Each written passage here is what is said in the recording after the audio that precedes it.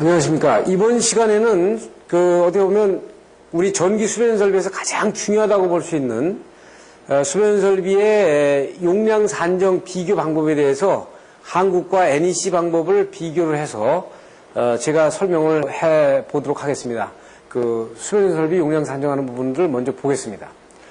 자, 이것을 들어가기 전에 우리가 이제 대개 보면 설계 사무실마다 다 그러는데, 만약에 A라는 설계 사무실에 실에서 어떤 프로젝트를 수행하는데, 여기에 그 과장이 A, B, C, D, E라는 과장이 5명 있다 그래요, 이렇게. 그러면 똑같은 프로젝트를 같은 사무실에 5명의 과장이 용량을 내더라도 산정하더라도 다 달라요. 그러니까 A라는 사람은 뭐 5000kV가 나오면 B라는 사람은 4500, 심지어 여기 4000, 6000, 이런 식으로다가 다르단 말이에요. 다른 이유는 여기 적용하는 팩터가 이 팩터가 아주 고인된 팩터로 해가지고 다 일치가 되어 있지 않고, 우리 한국에서 지금 쓰는 팩터는 솔직하게 얘기해서 미국 거와 일본 것이 다 혼재가 돼 있어가지고, 어떨 때는 일본 거, 어떤 때는 미국 데이터를 갖다 쓰는 방법들을 막 쓰기 때문에, 그러면 그거를 누가 뭐라고 못해요. 그러면 말할 수 있는 사람이라든지, 관공서라든지 기준에서 어떤 기준을 설정하는 데서 이걸 써라 그래가지고 딱 이거 완벽한 팩터를 줬으면 모르는데, 그 완벽한 팩터를 주지 못하기 때문에 이렇게 나온다고요. 이렇게 나오니까 기술자들이 이걸 스스로 알아요. 아니까 가능한 한 높게 잡죠. 팩터를. 가장 높게 잡아요. 만약에 4500 나온 사람, 내가 다른 사람보다 좀 이게 적게 나왔다. 그럼 만약에 이렇게 적게 잡았을 때 변압기를 설계해가지고 이 변압기가 혹시 과열이나 과부하 걸리면은 자기가 잘못한 것으로 밖에 안 되기 때문에 이걸 어떻게 하면 가능한 한 있는 팩터에서 크게 잡으니까 전체 변압기 용량이 크게 나올 수밖에 없어요.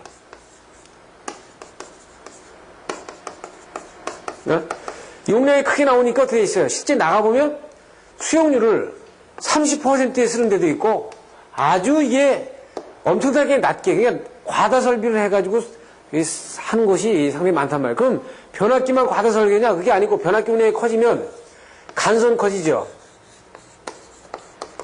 그 다음에 여기 차단기 커지죠. 모든 것이 다 커지기 때문에 이 전체 국가적으로 볼 때는 엄청난 손실이 되는 거죠. 그래서 이 용량을 적정하게 가져가는 방법은 지금 설계 사무실에서 쓰고 있는 이 팩터들, 그러니까 예를 들어서 부등률, 심지어 수용률 관계, 이 관계를 정말 공식적인 아주 신빙성이 있는 데서 실제 액정하게 어떻게 보면 제시를 해줘야 되는데 이 부분이 지금 안 되고 있는 거죠. 그래서 그 내용을 실질적으로 우리가 실상을 들여다보고 우리는 미국으로 어떻게 하고 있는지를 한번 우리가 보겠습니다. 자, 우리가 설비 용량을 계획하고 산정하는 방법에서는 기본적으로 우리가 검토해야 될 사항은 첫 번째 세이프티죠. 이건 2번 얘기해도 몇백 번을 강조해도 지나침이 없는 겁니다. 그러니까 세이프티를 넘어서, 그러니까 안전을 개런티 하지 않는 상태에서 나머지 신뢰도 나머지들을 얘기하면 안 되는 거거든요. 그러니까 일단 모든 수변 설비 계획은 일단 세이프티에서부터 일단 출발이 돼서 나가야 되겠죠. 그래서 세이프티와 신뢰도성을 우리가 확보를 하고, 그래서 이 안전성과 신뢰도, 이것을 어떻게 있어요? 경제성과 하나의 저우 위에 놓이는 거나 마찬가지거든요. 그러니까 이것은 무슨 얘기냐면, 만약에 저울에 이 경제성이 낮을 경우에는 이 신뢰성이라든지 안전성은 상당히 높은 거죠. 돈을 많이 들였다는 거 아니에요. 만약에 경제성이 높다, 돈을 조금 들였어요. 그러면은 이 설비의 신뢰성이나 안전성은 낮은 거예요. 그렇죠? 그러니까 어디에서 타협을 하느냐가 중요하죠. 이렇게 밸런스를 이루어진 점에서 경제성과 안전성과 신뢰성이 밸런스를 이루어지는 지점에서 타협점을 찾는 거예요. 그러니까 이게 공사비가 결정되는 거죠. 공사비. 그래서 수변 설비는 크게 인력 절감화와 합리화 방안, 공급 신뢰도 방안, 안전성을 확보하는 방안으로 다 3개 다 검토해 볼 수 있다, 이렇게 볼 수 있고요.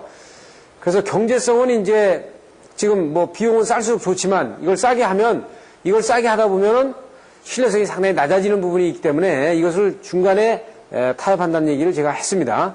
그렇기 때문에 우리가 이 설비의 그 대상 설비에 따라서 초고층이냐 병원이냐 전산센터냐 일반 아파트냐에 따라서 아파트는 좀 경제성이 좀 초기 투자비를 좀 적게 해도 되고 전산센터나 병원은 상당히 경제성이 좀 뒤지더라도 초기 투자비를 상당히 많이 하고 이런 것들에 대한 부분을 그 기능에 따라서 판단을 해서 결정을 하는 겁니다. 그리고 경제성 평가 판단 기준은 3년에서 이제 10년 정도. 그래서 5년 정도로 해가지고 텀에서 한 10년 정도는 내다봐가지고 그 안에서 적용될 수 있도록 우리가 조치를 해줘야 되죠. 그러니까 최소한 어느 건물이 준공이 되면 5년 주기로 해가지고 10년은 내다볼 수 있는 타이밍에서 어떤 초기 설비가 설치가 돼야 된다는 얘기입니다.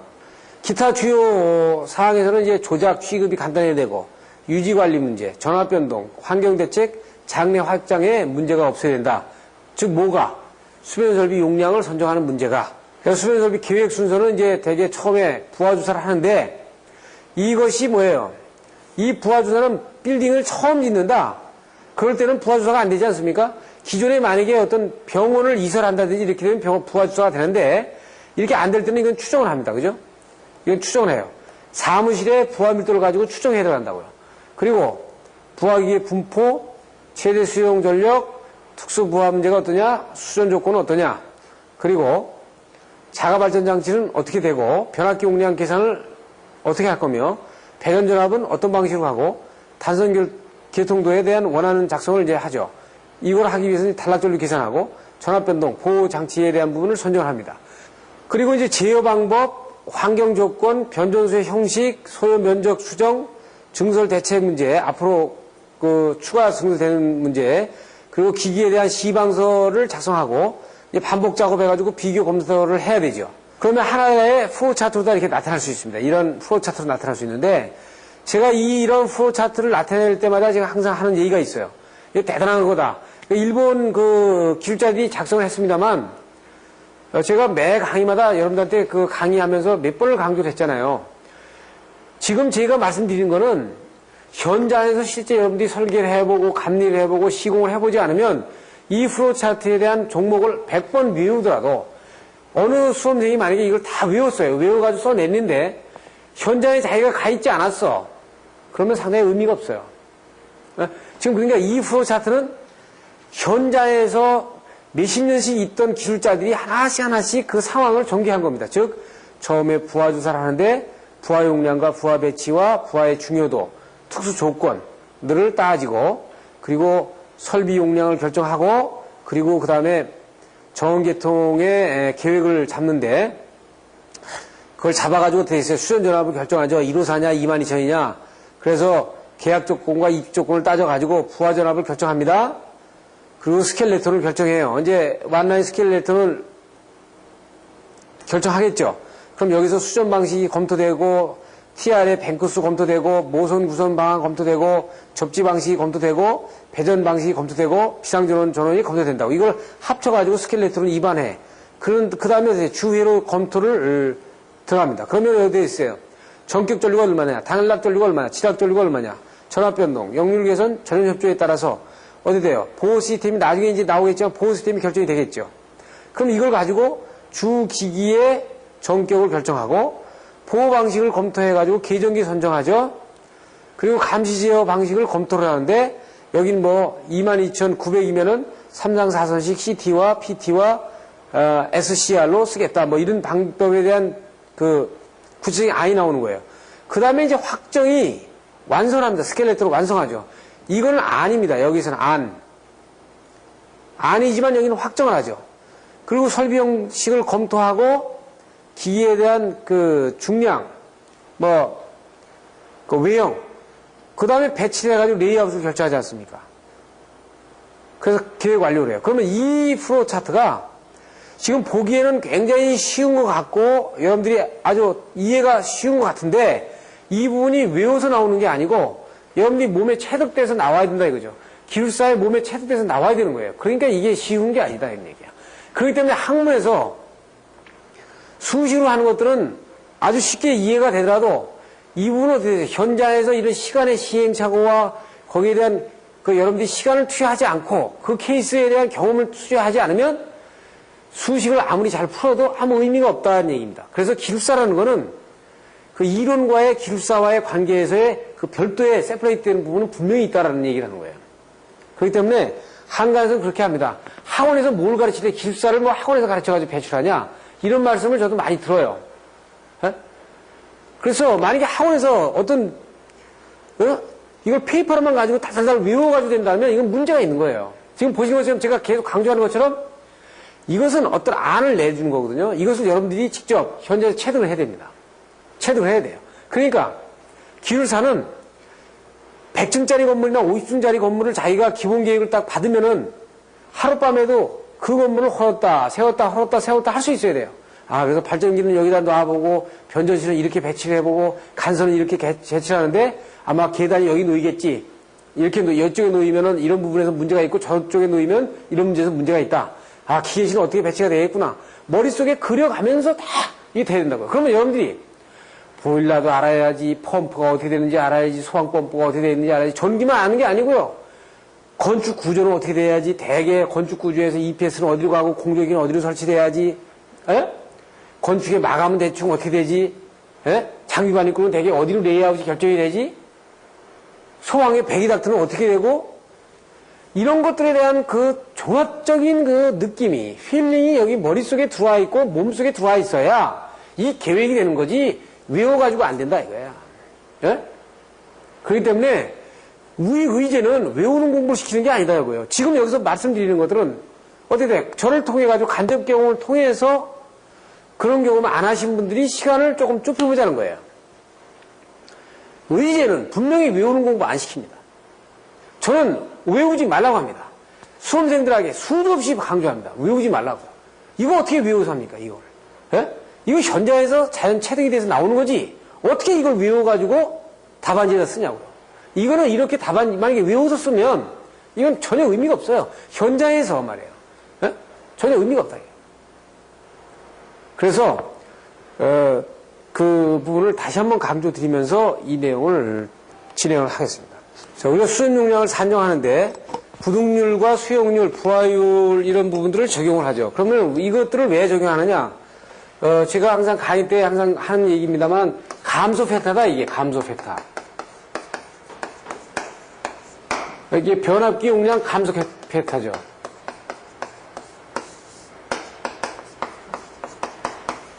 이 변압기 용량 감소 팩터를 적용하는데 아무렇게나 적용하면 안 되니까, 첫째는 근거 있게, 근거치를 적용해야죠. 그리고 두 번째는 어떻게 돼 있어요? 현실감에 맞게,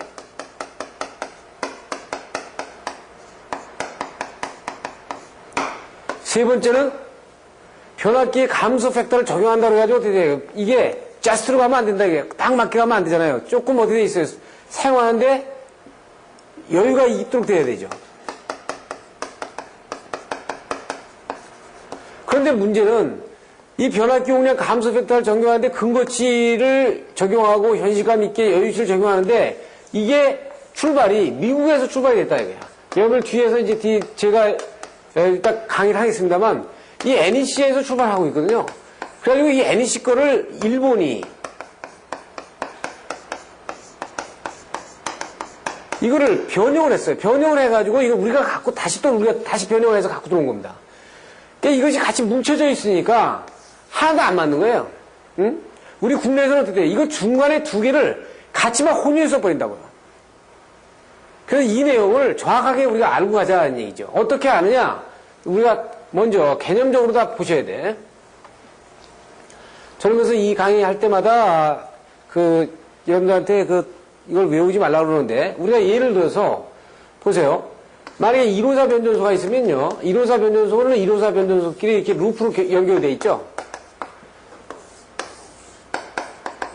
이게 루프로 연결되어 있습니다. 그리고 1호사 변전소에서 만약에 22,900 수용가를 만약에 5개 개소를 갖다가 공급을 한다고 칩시다. 그래서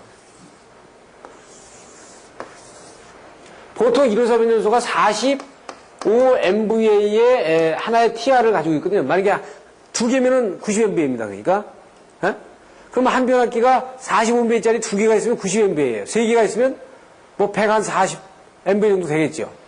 그러면 보통 하나의 1호사 변압기를 45MVA를 쓴다면 그 변전소 하나의 한 변압기에서 만약 5개 수용가가 같다고 쳐요. 그래서 22,900원 떨어진 겁니다. 이건 22,900 그 수용가가 5개로 이렇게 나눠서 갔다고 이렇게 우리가 생각을 해보면 지금 5개를 하나에 10MVA씩 봅시다. 이렇게.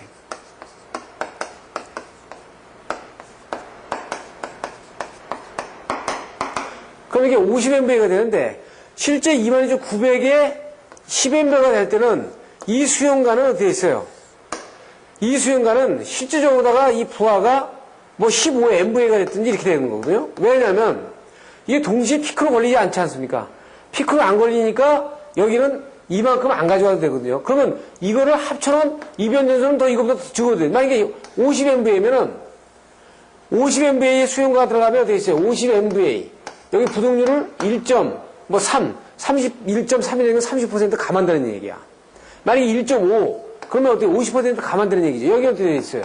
뭐 25MVA면 된다는 얘기야. 예를 들어서. 그럼 10MVA가 5개인 수용가에 왜 25MVA면 되냐? 즉, 이 5개의 수용가 10MVA가 피크로 걸리는 시간대 다 합산해봐야, 합쳐가야 25MVA를 안 넘어가더라. 이런 얘기지. 예를 들어서.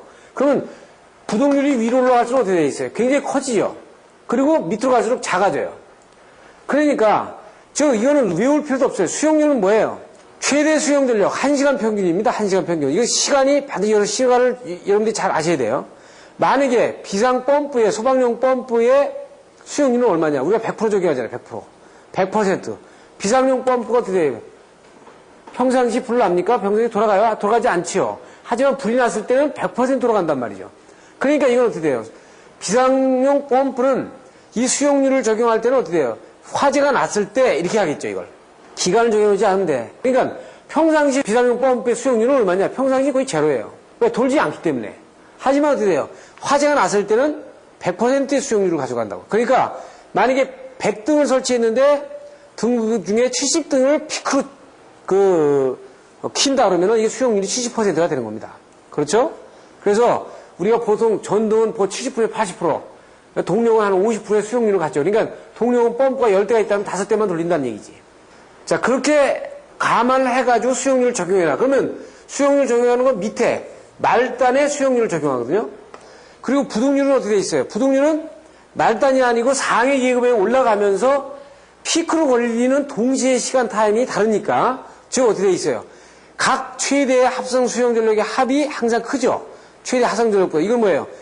각각의 전부 다가 피크로 걸릴 때는 이게 합쳐져가지고 피크로 걸릴 때보다는 각각의 피크로 걸리는 게 크잖아요. 즉 뭐예요? 이게 피크로 걸릴 때는 1500, 이거 피크로 걸릴 때는 1000, 이거 피크로 걸릴 때는 1000, 이렇게 이거 피크로 걸릴 때 1000이라고 칩시다. 그러면 이것이 전부 다 합계가 피크로 걸릴 때는 얼마가 되는 거예요? 4500이 되지 않습니까? 그런데 이것이 동시에 이 변압기에서 공급이 된다 그러면 동시에 피크로 걸리지 않잖아요. 이거 피크로 걸리면 이거 피크로 안 걸리고, 이거 피크로 안 걸리고, 이거 피크로 걸리고. 그렇죠? 그러니까 피크로 이렇게 합해서 걸려봤을 때는 이게 4000밖에 안 올라가더라 이거지. 예를 들어서. 그러니까 어디 여기서 4000 넣으니까 이거 항상 어디 돼요? 1보다 크게 나오지. 이게 항상 1보다 크게 나온다고요. 그렇죠? 그러니까 이거 뭐예요? 1.3이라는 얘기는 30%를 감해줘도 된다. 이런 뜻입니다. 그러니까 부동률은 항상 1보다 크게 나오면서 이용률이 낮으면 부동률이 큰 거예요. 즉 0.50% 낮춰라는 얘기는 부동률이 어떻게 되어 있어요? 이건 이용률이 낮은 겁니다. 그렇죠? 1.1, 1.21은 부동률이 항상 상당히 이용률이 높은 거예요. 반드시 여기서 기간이 들어간다. 언제? 이 예를 들어서 여러분들이 지금 수용률, 부동률, 부하율 이렇게 보면 언제가 항상 먼저 돼요. 언제? 왜 그러냐면 수용률이 어떻게 돼요? 봄, 여름, 가을 다르겠죠? 이게 달라요. 이 부동률도 마찬가지예요. 봄, 여름, 가을, 겨울 다르다고요. 부하율도 마찬가지 다른 거고. 그래서 부하율은 이건 막대기로 불을 나타내지만 이 언제에 대한 그 시간 타임에 대한 부분을 여러분들이 항상 머릿속에 가지고 있어야 돼. 응? 저 건물, 큰 건물을 짓게 되면 이 건물에 대한 변압기를 적정 능量가져가기 위해서 나는 어떠한 엔지니어링의 컨셉을 총동원하느냐. 이건 상당히 중요하거든요. 예? 그러니까 부동률은 어떻게 되는 거예요? 만약에 모타의 부하가 상당히 여러 개의 모타가 합산이 되어 있을 때는 수용률과 부동률을 동시에 적용합니다. 만약에 수용률은 말단에만 적용하고 부동률은 위에도 적용하지만 만약에 모타 부하처럼 부하의 이 편차가 아주 큰 것들은 동시에 적용한다고요. 그리고 이제 부하율을 볼 수 있는데 부하율은 이것은 평가를 하는 겁니다. 즉 우리가 변압기 용량을 정할 때 하는 것이 아니고 정해놓고 이 부하율이 어떻게 쓰이느냐에 따라서 우리가 그 부하율은 항상 막대 그래프로 이렇게 나타냈죠. 그럼 이게 어떻게 해요? 월 부하율이 나타날 수 있고 연 부하율이 나타날 수 있고 이게 월, 연, 일 부하율이 이렇게 나타날 수 있지 않습니까? 그러면 어떻게 있어요? 이게 일, 월, 연으로 해가지고 연 부하율일수록 이 부하율이 낮아지지. 에? 왜냐면 어떻게 있어요? 이 일도 여름에는 부하율이 상당히 높겠죠. 좀. 응? 또 이 부하율이 여름에 같은 경우는 이 참 부하율이 낮게 나와요. 왜냐면은 피크 부하가 굉장히 클수록 이 부하율은 낮게 나오는 거죠. 그렇죠? 그런데 만약에 봄이라든지 가을 같은 경우는 거의 밤에나 낮에나 거의 부하 변동이 없다 그러면 거의 부하율이 상당히 높게 나올 겁니다. 그러니까 기간이 일부하율, 월부하율, 연부하율로 이렇게 해서 나올 수 있기 때문에 이건 항상 시간 타임으로 해도 평균치다 이거죠. 어떻게 보면 시간 부하율도 1시간이면 1시간 동안 변동된 부분을 평균을 해가지고 부하율을 따지기 때문에 1시간 평균으로다가 부하율을 따지기 때문에 이 부하율은 항상 막대 그래프로 나타내야 되고 부하율은 변압기 용량을 선정하는 것이 아니고 변압기 용량을 수용률과 부동률을 가지고 선정해 놓고 이 변압기의 시설물들이 어떻게 잘 이용을 하고 있는가를 판단할 때 부하율을 가지고 판단하는 거예요. 그래서 그 함수 관계를 보면 그래프를 보면 이렇게 그릴 수 있어요. 솔직히 제가 지 박사님 책과 같이 쓴 최신 전기 설비의 이 그림을 처음 제가 그린 겁니다. 아마 제가 최신 전기 설비 책 이전에 이 그림이 나와 있는 책이 있으면 저한테 한번 가져와 보세요. 없어요. 그래서 어떻게 돼 있어요? 수용률을 관계로 가지고 부동률을 보고 이 부동률을 가지고 부하율을 보고 최대 부하를 보는 방법입니다. 그리고 어떻게 돼 있어요? 여기에 대개 수용률은 각 변압기, 이게 2차 변압기에 수용률을 적용하고 1차 변압기에는 부동률만 적용하죠. 그럼 여기에 또 변압기 1차로 가고 또 1차로 가고 그러면 어떻게 돼 있어요? 부동률은 여기 1.1이라고 그러면 여기 1.3, 1.5 이런 식으로 이게 커질 겁니다. 그러니까 올라갈수록 상위로 올라갈수록 부동률은 커진다. 이렇게 볼 수 있어요. 그리고 이제 부하율의 또 다른 하나의 적용은 만약에 이제 1단 강압 방식으로 해가지고 여기에 상당히 모타 부하라든지 부하의 종류가 상당히 많을 경우에는요, 부하 설비를 합산해가지고 각 부하, 요 뱅크의 부하 설비를 합산해가지고 이게 같은 종류라고 그러면 모타면 모타, 전등이면 전등, 여기에 또 부하율을 밑에 적용하고 여기에서 또 수용률을 위에 변압기에다 수용률을 적용하는 경우도 있어요. 그러니까 밑에다는 이게 부하율을 합산하는, 부하율을 만약에 적용할 때는 부하의 패턴이 같은 종류가 돼야 됩니다. 그러니까 만약에 부하율이, 만약에 이게, 전등, 모타, 뭐 여러 개의 부하가 있잖아요. 이런 경우에는 말단에다가 부하율을 적용하는 건 상당히 신중히 해야 돼요. 그러니까 전등이면 전등, 동력이면 동력, 이렇게 됐을 때는 그 합산이 된 부하율이 대충 뭐 연부하율, 일부하율 다 나온 게 있지 않습니까? 그래서 부하율을 거기다 하단에다가 적용을 할 수도 있어요. 그래서 우리가 이 관계를 가지고 지금 보시면은 부동률과 부하율, 수용률의 관계를 우리가 들여다본 겁니다. 그럼 우리가 일본 자료가 어떻게 되어 있느냐? 일본 자료들이 우리가 쓰고 있는 자료들을 보면은 어떻게 되어 있어요? 보통 이것은 뭐 이제 일본 책이기 때문에 보통 우리가 기록에서 핸드북에 나와 있는 겁니다. 이건. 그래서 보면 1해배당 1룩스에 필요한 와트수를 보게 되면은 보통 우리가 이제 부하 밀도를 우리가 이렇게 계산을 수치를 넣어주고요. 우리가 이런 수치를 이렇게 넣어주면 되는 거는 어쩔 수가 없는 것이 수용률, 부동률의 각 데이터가 우리나라는 지금 없어요. 없는 게 왜 그러냐면 일본은 전설공업에 보게 되면은 10년치에 1년치, 매년 1년치의 데이터를 전부 다 만들어가지고 발표를 합니다. 그래가지고 10년치 모아가지고 또 전국 일본의 데이터를 계속 발표를 해요. 근데 우리나라는 발표해 준 데가 없잖아요. 그러니까 우리는 기초 자료가 없는 겁니다. 그러니까 일본 자료를 갖다 쓸 수밖에 없어요. 근데 일본이 우리하고 똑같지 않죠. 그러니까 안 맞는 거예요. 그럼 우리가 뭐예요? 우리가 그럼 일본 자료를 배경하려면 우리 국내부터 단체들에서 만들어줘야 된다고, 그런 데이터를. 일본 전설공업에 보세요. 우리 한국판 지금 내어오신 거 보면 1년에 한 번씩 매번 연말이 되면 1년에 일본의 전 신축 건물에 대한 데이터를 다 해가지고 내줘주지 않습니까? 계속. 이거를 데이터를 1년, 2년, 10년 만들어가지고 10년에 또 다시 데이터를 내고 해서 이것이 기초자료가 돼가지고 나중에 합산이 돼서 그걸 가지고 설계에 인용하는 거예요. 우리는 이 기초자료가 없습니다. 우리나라는 이 기초자료가 없단 말이에요. 이 기초자료가 어떻게 10년치가 나오려면 10년 합산이 되려면은 이게 매년 나와야 될 거예요. 매년. 매년 어딘가에서 발표를 해줘야 돼요. 돈이 많이 들어가잖아요. 이걸 안 해. 예? 지금 이걸 안 하는 거예요. 우리나라는 기초자료가 없어요. 기초자료가 없으면 이 데이터를, 이런 데이터를 엉터리 데이터라도 일본 데이터가 엉터리 데이터 가지고 안 맞는다고 하더라도 남의 거를 빌려 쓰는 수밖에 없다. 이 얘기입니다. 그게 어쩔 수 없이 이 데이터를 빌려 쓰는 수밖에 없는 겁니다. 이게 만약에 우리 데이터를 쓰죠. 우리 데이터가 어디 있습니까? 없어요. 자, 보시면은 그래서 전등, 콘센트 같은 경우에는 이제 부하 밀도를 뭐 주택, 아파트 상점은 해배당 30VA로 하는데 이게 10회배, 20회배, 30회배 이렇게 나중에 말씀드리지만 이거 다 미국에서 온 거예요. 미국에서. 예? 그러면 어떻게 돼 있어요? 일본도 이 데이터를 자기 자체에서 만든 것도 있지만 미국에서 데이터를 갖다가 보는 것들이 상당히 많단 말이에요.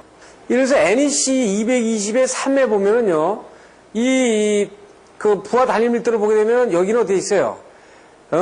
한 15가지 종류를 이렇게 쫙 나왔지 않습니까? 이거를 아까 본 것처럼 일본이 합쳐가지고 말이에요. 한 4개로 이렇게 합쳐서 유사한 것들 다 같이 묶어버린 겁니다. 그럼 여기 어디에 있어요? 만약에 예를 들어서, 드웰링 유니트 같으면 거주시설 3, 그 다음에 사무실 오피스 빌딩 3과 2분의 1이죠. 그러면 어떻게 있어요? 이거 4, SI 유니트에서는 쓸 때는 어떻게 있어요? 1, 스퀘어 피트. 피트가 0.093 스퀘어 메타니까 이건 어떻게 있어요? 즉 1 피트 스퀘어는 10 해배로 볼 수 있거든요. 그러니까 여기서 어떻게 있어요? 3과 2분의 1이라면 이건 35VA 해배 이렇게 똑같습니다. 이렇게 이거 볼 수 있죠. 그러니까 모든 출발이 3이라는 건 어디에 있어요? 30VA 해배라는 거예요. 출발이 어디서 나왔어요? 지금 보시는 것처럼 그 일본에서 나눠놓은 그 단위 밀도, 부하 밀도도 NEC로부터 출발이 된 거거든요. 자, 다시 보시는 것처럼 미국이 15개로다가 분류해 놓은 그 이 단위 밀도를 지금 어떻게 돼요? 유산, 공장, 공회당, 사원, 교회, 극장, 영화관, 유사한 데를 묶어가지고 10VA. 그 다음에 여관, 클럽, 뭐 학교, 요리 이렇게 해가지고 20VA. 주택, 아파트, 상점을 30VA. 빌딩은 15에서 45VA 해가지고 40VA 해가지고 이렇게 놔뒀어요. 그러니까 이게 뭐 어떻게 돼요? 미국 NEC로부터 출발을 했죠. 이렇게 NEC로. 예?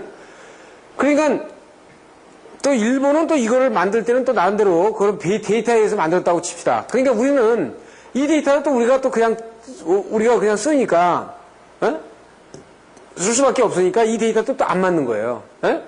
왜냐하면 미국에는요, 예를 들어서 아파트 같은 경우 단위 밀도 할 때 아파트, 그러면 발사 자체가 아파트 얘네들은 항상 어디에 있어요? 항상 2개의 가전제품이 들어간다. 지금 뭐예요? 어느 아파트나 TV하고 냉장고, 뭐 세탁기 이건 있을 거다. 근데 이건 용량이 적으니까 이것도 세탁기도 어떻게 돼? 우리가 생각하는 냉장고와 세탁기의 용량이 다르거든요. 걔네들은 이 라운드식으로 해가지고 어떻게 있어요? 용량이 크단 말이에요. 그러면 이거를 항상 아파트 그러면 아무리 지은 아파트라도 이걸 2개를 나눠놓고 그다음에 부하 밀도를 생각해 들어가거든요. 그러니까 이런 것들이 이제 그 문화와 생활 정서하고 다른 거예요. 예? 그런데 그러니까 우리가 딜레마에 빠지는 게 미국 데이터를 그대로 갖고 오는 것도 문제가 있고 또 미국이 일본 데이터를 가져가가지고 일본 데이터를 가져온 것도 문제가 있고 그러니까 미국 데이터를 쓰되 그러면은 거기에 어떻게 있어요? 만약에 어느 문화적인 차이에 대한 부분들을 전부 다 비교해가지고 그걸 모디파이를 해야 돼. 근데 모디파이를 하는데 어떻게 있어요? 일본은 지금 전설공업에 우리 한국판 전설공업에 보면 어떤 수험생들은 이런 뜻을 모르고 말이에요. 여기에 만약에 여기 이렇게 뭐 지금 자료를 이렇게 내보냈지 않습니까? 이렇게 일본이 이렇게 보면 매년 보면 이렇게 자료를 갖다가 내보냈는데 이거 뭐 필요 있습니까? 이거 모토라 이렇게 만들어가지고 번역해가지고 이거 내주냐? 한번 보세요. 매년 일본은 전기설비 일본 전설공업에서 1년에 미국에서 진 빌딩들에 대한 수전설비, 변전실의 면적, 각종 수용률, 부동률 데이터들을 전부 넣어가지고 이렇게 만들어 놓는다고요. 그럼 이거를 1년 합산하게 되면 이게 일본 자료가 되는 겁니다. 근데 우리는 없어요. 에? 지금 이런 것들이 실제 어떻게 있어요? 협단체들이라든지 그 큰 조직이나 돈을 가지고 있는 데서는 저희 일을 해줘야 되거든요. 그래야 어떻게 돼요? 이런 아파트라든지 공장에 팩트를 하나 쓰더라도 우리 데이터를 그때 만들어가는 겁니다. 그러니까 만약에 미국 거에 분류된 표를 이용하되 거기에 맞는 데이터는 우리가 한국에 뭐가 되느냐 이렇게 설정을 해놓을 수 있는데 그게 못 맞는 거죠. 그러니까 계속 일본 자료 빌려다 써, 미국 자료 빌려다 쓰니까 어느 누구 하나 하시를 못하는 거고 설계 사무실마다 용량 계산하면 다르고 설계 사무실 안에서도 과장마다 다르고 실무자마다 다르고 이렇게 나오는 결과가 나오는 거예요. 예? 이거 영원히 해결이 안 되죠. 예? 그러니까 요번에 이제 그 전 규격이 IC 규격이나 NEC 규격으로 가게 되면 그 규격으로 가더라도 우리 거에 대한 부분들은 또 우리 거 그런 팩터들을 우리 냉장고 규격하고 일본 냉장고 규격의 용량이 다르지 않습니까? 우리는 절전력은 조그맣잖아요.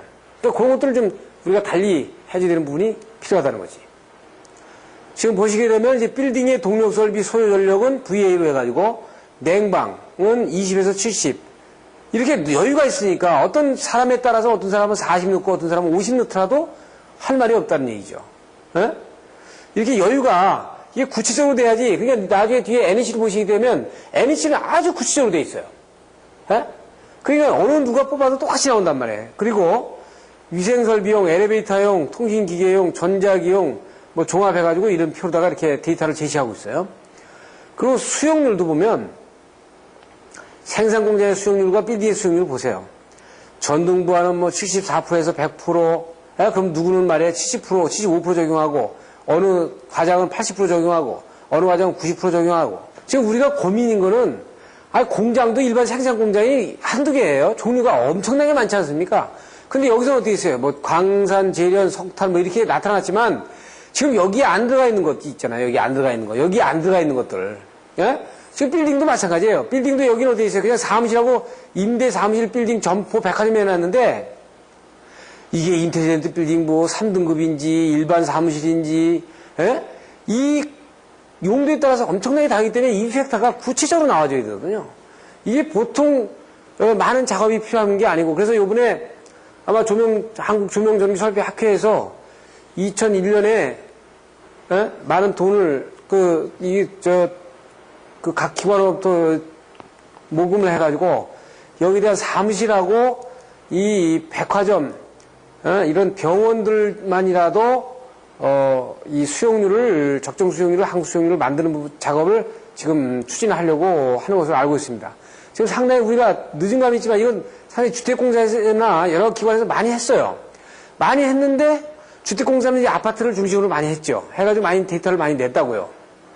또 아파트 형이 달라지잖아요. 또 옛날에 25평짜리하고 지금 25평짜리하고 아파트 45평, 뭐 55평 이게 시대적인 변화에서도 달라지고 그러다 보니까 이 데이터를 공인하는 모두가 공유할 수 있는 데이터를 가져가는 것이 그렇게 힘든 겁니다. 이 데이터가 안 되니까 변압기 용량이 다 중구난방으로 나오는 거예요. 이 수용률의 동력부하의 수용률도 보게 되면은 뭐 펌프 컴프레서도 보통 20%에서 60%까지 차이가 이렇게 많지 않습니까? 80%에서 100% 뭐. 그다음에 전등의 수용률도 주택이냐 레스토랑이냐 공장이냐 호텔이냐 그리고 학교냐 이런 거에 따라서 지금 상당히 많이 달라지죠.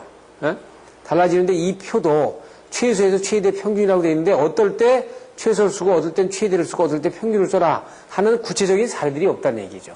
그걸 어떤 감각적으로 느낌에 의해서 쓰니까 이 용량이 대한민국 용량이 설계 사무실마다 다 다르고 적용하는 기술자마다 다 다를 수밖에 없는 결과가 나오는 겁니다.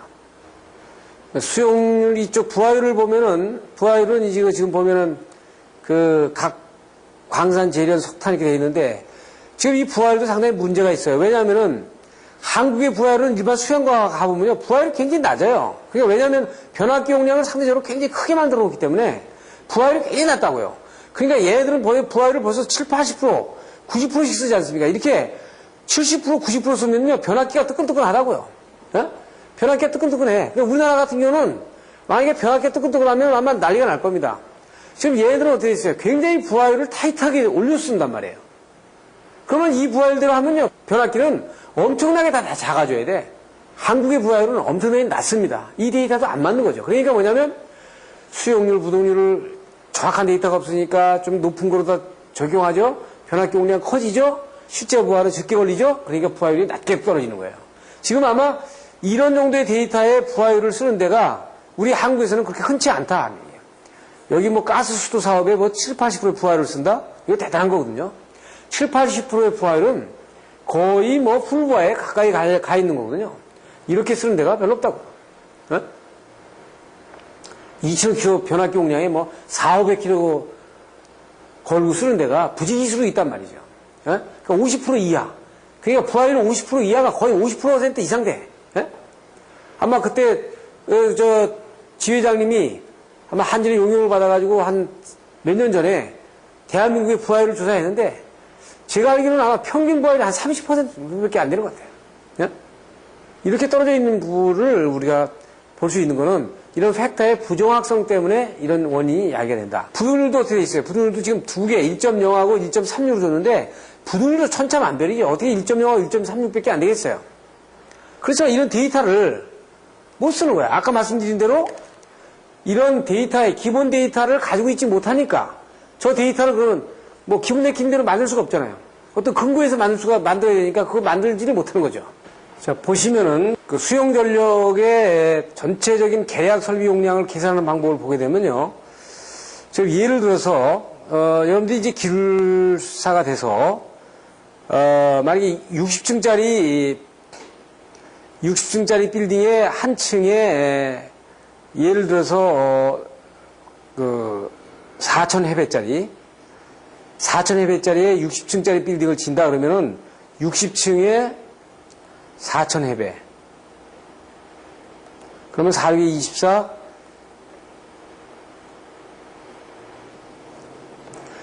24만 해배 아니에요? 전체가. 그럼 24만 해배의 건축물에, 이 건축물의 계약 용량은 어떻게 될까 하는 얘기예요. 그러면 만약에 인텔리전트 빌딩, IB 빌딩 이걸 3등급이다 보면 맥시멈 지금 얼마를 보냐면 180부터 250VA 정도까지 보거든요. 해배당.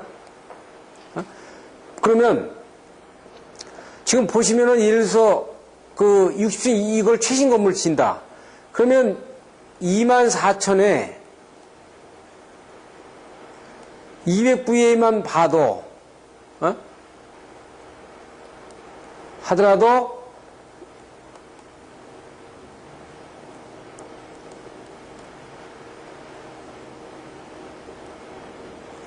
(48MVA가) 되는 거예요. 예? 그러니까 여기는 안 봐도 돼 있어요. 이게 만약에 이런 면적을 단위 면적에 4,000회배짜리 60층짜리 만약에 빌딩이라면 이 건물의 수전설비의 메인은 디테일하게 계산 안 해봐도 벌써 48MVA 정도가 필요하다. 즉 변전소의 1호사 변전소의 하나의 변압기, 주변압기 용량이거든요. 이게 그러면 1호사를 반드시 받아야 되고 한 개 변전소에서 한 라인이 막 완전히 들어와야 되는 그런 부분을 보이는 거거든요. 그러면 이렇게 예상이 돼요. 벌써 보세요. 60층짜리 4,000회배짜리다. 그러면 건물 짓기도 전에 벌써 용량이 이렇게 딱 나온단 말이에요. 대충. 그러면 여기서 왔다 갔다 해요. 예? 그러면 어떻게 돼요? 여기 48MVA 정도의 규모의 변전실의 구상을 여러분들이 머릿속에 그려나가야 돼. 아, 이건 GIS로 받아야 되고 1호사가 들어와야 되니까 1호사 변전소 만들어야 되고 이 들어오는 경로는 어떻게 해야 되고 그래서 이 라이자는 뭐 3,300으로 갈 거냐 6,600으로 갈 거냐 이런 부분에 대한 어떤 전체적인 그 그림이 들어와야 된단 말이에요. 그림 들어와야 되는 것처럼 어떻게 돼 있어요? 이런 그림을 그리기 위해서는 수용전력 부하용률을 판단하고 필요 공급 용량을 결정해서 대통 운영이라든지 전압 변동이라든지 이런 부분들에 대한 관계를 전부 다 초기에 계산을 해봐야 되죠. 그리고 경제성은 5년을 봐가지고 주기로 5년 주기로 그러니까 5년 주기로 10년 정도만 봐도 그러니까 5년 주기 텀으로 해가지고 준공할 때는 한 10년 주기만 앞으로 내다보더라도 그건 정확히 본다고 봐요. 그러니까 10년 이후까지를 예상을 한다는 건 상당히 무리가 있죠. 그런 상태로 여러분들이 이 점검을 해 나가야 되고, 그리고 이제 그 수전설비 그 용량에 대한 그 추정은 보통 10년 정도 한다는 거야. 그리고 개통 운영에서는 어떻게 점검 보수 사고 발생 시에 그 호환성 문제, 이런 것들을 여러분들이 상당히 고려를 해야 되죠. 그래서 변전설비 용량 추정하는 것이 어떻게 보면 처음에 계획을 할 때 상당히 중요하게 연관이 되거든요. 그래서 중요하게 연관되는 부분은 처음에 우리가 그 수전 전압을 얼마로 정해야 될지 이런 것들은 수전 용량이 결정이 돼야 되는 거기 때문에 그래서 필요한 부분이라고요. 그래서 앞에 수용률과 부동률 그런 팩터를 가지고 정한다 이거죠. 그것이 이런 팩터가 지금 계속 말씀드렸지만 정확하지 않다 보니까 우리가 상당히 여러 가지 맞지 않는 그 착오가 상당히 자꾸만 발생이 되는 이런 문제점에 봉착을 하는 겁니다. 그래서 용량 추정은 대개 VA당 해배당 VA로 이렇게 용량 추정을 해 들어가요. 용량 추정을 우리가 한다. 그래서 여기서는 이제 그 대충 그 썸을 나눠놓고 단락전류를 어떻게 줄일 거냐. 그 단락전류는 앞에서 배운 것처럼 만약에 45MV짜리를 하나의 변압기로 하는 방법이 있어요. 단락전류 엄청나게 크겠죠. 그러니까 이렇게 하는 건 상당히 무리단 말이에요. 그러니까 이런 경우에는 이거 어떻게 있어요. 뭐 15MV짜리를 3개로 놔가지고 이렇게 나누면은 단락전류를 상당히 저감시키는 차단기의 용량을 결정할 때 상당히 부담감이 없는, 그러니까 하나에 15MV씩 이렇게 나눠주는 방식으로 해서 수전을 받는 방식을 선택을 해야 되죠.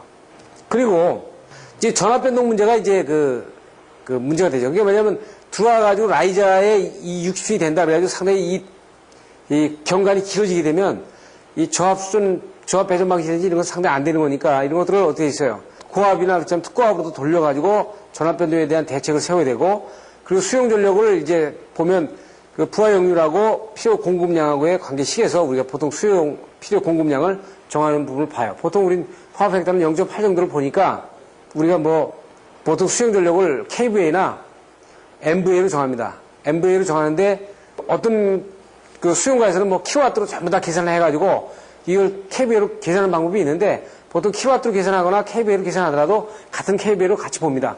그 전체 변압기 수용량을 추정할 때는 킬로와트와 kVA를 그냥 같이 썸으로 같이 봐주는 경향이 상당히 많아요.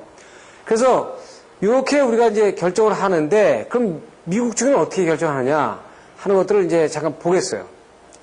지금 앞에 이제 있는 것처럼 이거를 부하 추정을 하든 부하 밀도를 하든 일단 설비 용량이 결정이 돼야 그 다음 스텝으로 넘어가는 거거든요. 그러니까 이 설비 용량을 결정할 때 우리가 얘는 여기서 수용률과 부동률 그 다음에 부하 밀도를 계산한 전체 용량을 정하는 거예요. 정하는 거기 때문에 이 기본 백데이터가 굉장히 중요하거든요. 기본적인 백데이터가 중요한 거예요. 그러니까 이번 우리에게는 이런 기본적인 이 백데이터가 이 상존하지 않는다는 것이 아주 정말 슬픈 일입니다. 우리 것이 없다는. 근데 우리 것을 어떻게 돼요? 이 백데이터를 그냥 당장 만들어낼 수 없다는 것이 또 하나의 큰 문제예요. 그럼 미국 거는 어떻게 됐나 보자 이거예요. 지금까지는 어떻게 되냐면 일본 거나 마찬가지죠. 일본 거예요. 그러면 이걸 갖다 우리가 그냥 인용해서 쓰는데 그러면 이게 원료가 어떻게 돼서 나오는가 보자 이거야. 자, 우선 이제 변압기의 용량을 추정할 때 용량을 추정하는 부하 밀도입니다. 부하 밀도. 지금 아까도 말씀드린 대로 여기서는 어떻게 돼요? 한 15가지로 이렇게 나눠가지고 세분화 했는데 일본에서는 이걸 뭉쳐가지고 교회, 공회당 이런 건 하나 다 묶어놨잖아요. 근데 여기는 칼처, 클럽, 커트룸, 드레임 유닛 이렇게 다 나눠놨지 않습니까? 전부 다를. 그러니까 얘네들은 전부 다를 이렇게 묶는 게 아니고 두리뭉실하게 4개를 이렇게 묶어놓은 게 아니고 일본은 묶어놨잖아요. 사무실이라고 그 주택 이런 식으로 다 묶어놨는데 그게 아니고 드웰링 유닛이면 주거시설은 주거시설, 사무실은 사무실, 그 다음에 레스토랑은 레스토랑, 학교는 학교, 창고 이렇게 다 나눠놨잖아요. 워라하우스 이렇게 해가지고. 그래서 여기 보면 이 숫자는 뭐라 그랬어요? 여기에 피트 스퀘어로 돼 있기 때문에 이 숫자는 1피트 스퀘어는 0.1 스퀘어 해배하고 똑같거든요. 그럼 이거는 뭐냐면은 해배당, 여기 일로 봤을 때는 이거는 10VA로 보면 됩니다. 그러니까 여기에 3이라고 한 거는 30VA로 보면 돼요. 그러니까 여기서 어떻게 있어요? 빌딩은 35VA 줬죠. 해배당. 주택은 얼마로 줬어요? 주택을 보게 되면은 레스토랑은 2이고 주택은 3으로 줬죠. 30VA 해배당. 우리가 아파트 설계하면 어떻게 되죠? 그 아파트 같은 경우에 이제 보시면은 30VA 세대당 곱하기 면적 곱하기 세대수 이렇게 하죠. 그 다음에 플러스 세대당 이제 1000VA를 포함하는 것도 있고 세대당 4000VA를 포함하는 경우도 이렇게 되죠. 그러니까 이 30VA라는 게 도대체 어디서 나온 거냐? 보면은 어디서 나온 거예요? 지금 여기서 나온 거 아닙니까? 듀얼리트 3. 그럼 미국 자료예요, 이게 미국 자료. 그 일본 자료가 아니고 미국 자료란 말이에요. 그러니까 일본의 자료는 이 자료를 어떻게 돼요? 뭉뚱그려가지고 4개의 칸에다가 만들어 놓은 거지. 지금 우리 근본을 본다고요. 그리고 또 보세요. 어떻게 돼요? 듀얼링 유니트는 처음에 3000kVA까지, 3000VA까지, VA까지는 100%의 수용률을 주고, 3001서부터 12만까지는 35%를 주고, 그 다음에 12만을 넘는 것은 25%의 수용률을 준다. 이렇게 되어 있다고요. 그래서 얘네들은 A라는 엔지니어가 하든 B라는 엔지니어가 하든 C라는 엔지니어가 하든 똑같이 나와요. 똑같이. 네? 근데 우리는 말이에요. 이거를 차라리 미국 자료를 그대로 비껴다가 그대로 했으면은 그 팩터만 조정하면 되는데 미국 애들 거를 갖다가 일본 애들이 다시 이렇게 모디파이 한 걸, 변형을 시킨 거를 그 다음에 또 우리가 그대로 비껴오니까 이게 뭐가 뭔지도 모르지. 어디에 맞는지도 모르는 거예요. 그것도 어느 설계사무실은 미국 자료를 쓰는 설계사무실이 있는가 하면 어느 설계사무실은 또 일본 자료를 갖다 써요. 그러니까 대한민국 설계는 다 안 맞는 거야. 이거 어떻게 해야 될까요? 네? 이제는 세계 코드화가 하나로 가야 된다 그러지. 데이터를 만들 데이터는 근거는 없지. 우리나라의 대한민국의 이렇다 할 큰 단체들은 이런 데이터 하나를 안 만들어내지. 네? 지금 뭐 하는 거예요? 지금 예를 들어서 전설공업협회는 이걸 몇십 년 동안 이렇게 데이터를 만들어내는데 우리나라의 협단체들은 이런 데이터를 안 만들어내고 뭘 하는 거예요? 네? 그러니까 데이터를 쓸 수도 없지. 네? 베껴 쓰자니 일본 거 베껴 쓰자니 일본 거 안 맞지, 미국 거 베껴 쓰자니 미국 거 안 맞지, 이렇게 되는 거예요. 응? 그러니까 저는 그러니까 여기서는 이것저것 안 맞으면은 일단 미국 거 베끼자. 베끼는데 이 팩터들은 얘들이 굉장히, 그러면 얘들이 어떻게 있어요? 이거 기분 내키는 대로 35%, 25%가 아니야. 얘들이 35%, 25% 했을 때는 여기 된 근거가 다 있단 말이에요. 어? 그랬으니까 근거가 있을 거 아니냐. 그러면 이 3천이라는 숫자를 적용하는 문제에 대해서 우리가 고민을 하고 우리 한국의 시스템은 그럼 3천이라는 걸서부터 할 거냐? 그것들만 좀 조사를 해보자는 얘기지. 허스피털 봐요. 병원. 5만까지, 처음에 5만보다 적은 부분은 40%의 수용률을 주고 그 이상은 20%를 줘라. 이 창고는 12,500까지는 100%, 리메인더 오버 12,500을 이하로, 그 이상 되는 부분, 12,500 이하로는 이제 100% 주고 그 12,500이 되는 넘는 부분은 이제 50%를 주잖아요. 그러면 얘들은 여러분들 이거 아셔야 돼. 미국을 이해하시려면은, 미국 사람들을 이해하려면은, 만약에 미국이라는 나라를 이해하려면은, 미국 사람들을 이해해야 되고요. 미국 사람들을 이해하려면은 미국이라는 문화를 이해해야 되잖아요. 이거를 이해해야 이거 이해하는 거거든요. 네? 그러면 얘들이 어떻게 있어요? 이 테이블에 나눈 거는 제가 앞에서 말씀드렸죠. 미국 사람들은요, 이론이 나와도 이론도 걔네들은 어떻게 있어요? 걔네들 집 팔 때 보면 200만 불짜리 같은 경우도 우리나라는 아마 200만 불이다. 만약에 20억짜리 만약에 그 저택을 팔면은 얘네들은 200만 불짜리 팔면은 보면 어떻게 돼 있어요? 이걸 19만 9,999 만약에 불 이러면은요, 얘네들은 세일 이렇게 나잖아요. 그 숫자를 200만 불은 너무 커 보이니까 이게 만약에 199만 이렇게 9천 이렇게 해가지고 99를 난다고 그래요. 그럼 얘들은 계산할 때 나중에 1불까지 다 거실어줘요. 아, 정말입니다. 네? 우리는 아마 20억짜리 돈 거래하게 되면은 20억짜리를 19억 9,999 뭐 9원으로 했으면은 아마 이런 거실로 달리는 사람 없을 거예요. 이 문화가 이렇게 다단 말이에요. 얘네들은 철저하게 합리주의로 가니까 가능한 한 변화기를 줄이려고 하는 겁니다. 줄이려다 보니까 거기에 대한 정확한 데이터를 가지고 근거를 밀어요.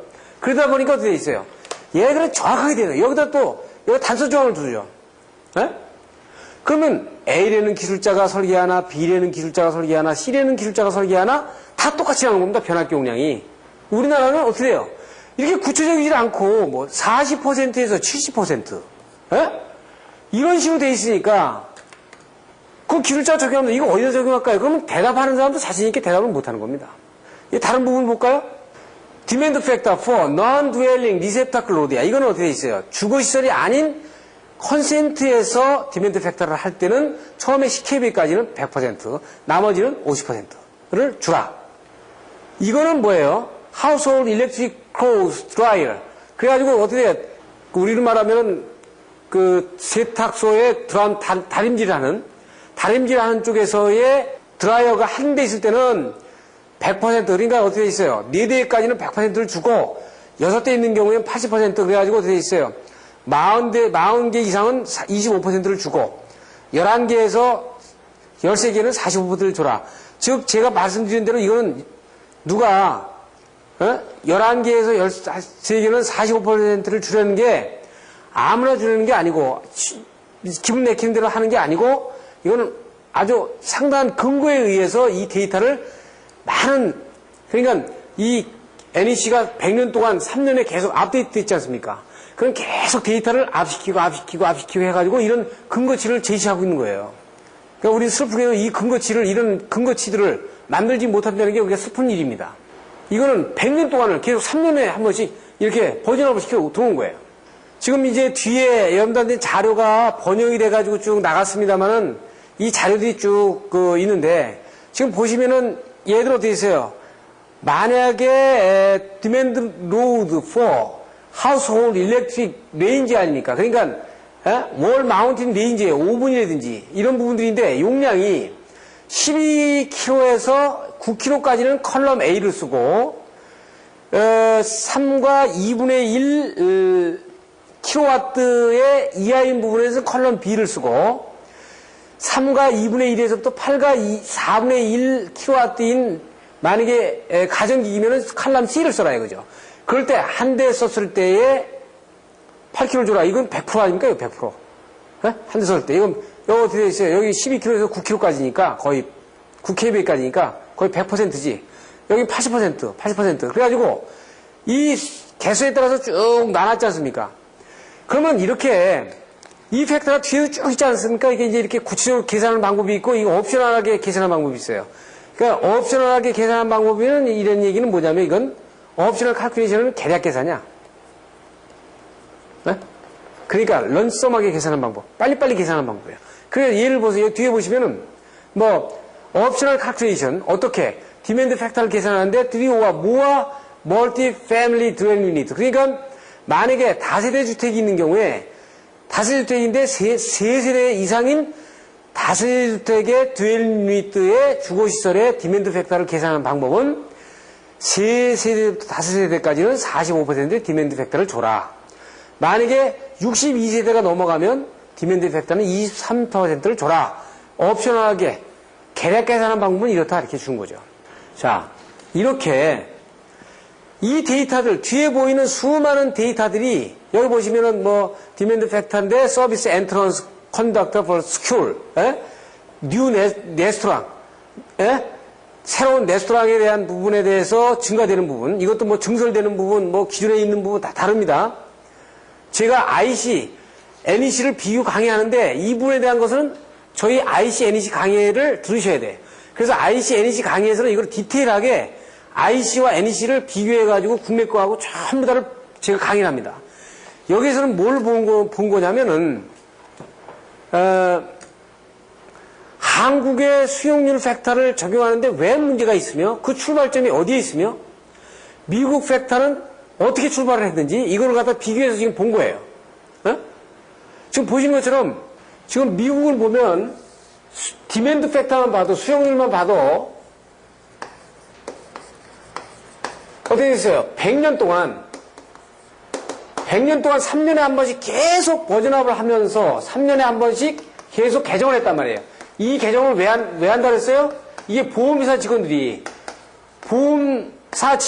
가서 조사를 해보니까 3년 거가 다르고 또 3년 다르잖아요. 그만큼 생활 수준이 높아지면서 또 가정기가 달라지고 그러니까 계속 3년에 한 번씩 버전업을 하면서 이 각 경우별 정식 계산 케이스하고 계략 계산 케이스를 전부 다 만들어가지고 제시하고 있어. 일본이 이거를 베꼈는데 어떻게 베꼈냐면 자기들도 데이터를 조사를 했잖아요. 그러니까 일본은 전설공업협회에서 1년에 한 번씩 전 일본 거를 전부 다 데이터를 만들어가지고 이렇게 발표하지 않습니까? 이걸 묶어가지고 해보니까 자기네 거 나름대로 변형을 해가지고 묶어서 발표합니다. 그래가지고 일본은 일본 거를 베꼈대 그냥 카피한 게 아니고 자기네 데이터를 가지고 묶어서 변형을 했어. 한국은 이걸 그냥 카피했어. 어떤 사람은 또 미국 걸 그냥 카피했어. 그러니까 이건 이것도 아니고 저것도 아니에요. 그럼 우리나라도 자기네 우리나라 데이터를 가지고 이렇게 변형을 했으면 좋겠는데 우리나라 데이터가 없어. 국내 데이터가 없는 거예요. 지금 여러분들 그래서 기초학문으로 가면 한국이 50년 50년서부터 100년 떨어진 것도 있고 20년 떨어진 것도 이렇게 되는 거예요. 만약에 디지털처럼 첨단 컴퓨터 같은 것 같은 경우는 상당히 우리가 빨리 갈 수 있는 부분이 있지만 기초학문에 대해서는 엄청나게 떨어져 있는 겁니다. 왜냐하면 이런 기본적인 데이터가 없어요. 그 신문에 보니까 심장 수술하려고 해도 한국의 사람의 심장 사이즈 데이터가 있어야 되는데 미국 사람 심장 사이즈 데이터를 가지고 한국 사람 수술을 하는 그런 경우가 생기는 거랑 똑같다는 얘기예요. 네? 자, 이 시간에서는 여러분들이 어떻게 돼 있어요? 수용률 하나의 팩터도 이렇게 변화가 돼가지고 왔기 때문에 우리가 전혀 안 맞는다 이거예요. 그럼 우리는 어떻게 할 거냐? 자, 우리는 IC하고 NEC를 비교해서 공부하지 않으면 안 됩니다. 그래가지고 거기에 대한 부분을 우리 나름대로 적용할 수 있는 부분들을 틈을 봐줘야 돼요. 여기까지 이 강의가 되겠습니다. 감사합니다.